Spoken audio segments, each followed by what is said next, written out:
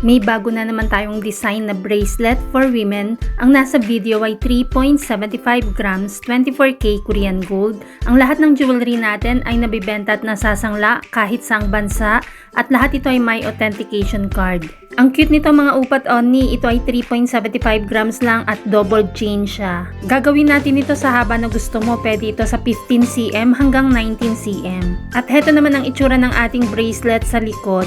Pwede itong pang everyday at pwede rin pang special occasion. Lampas ito sa 3.75 grams dahil bukod pa ang weight ng ating 18K Korean gold lock.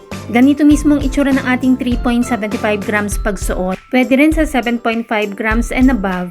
Ang rate ng gold ay nagbabago everyday kaya hindi natin nilalagay ang price sa video.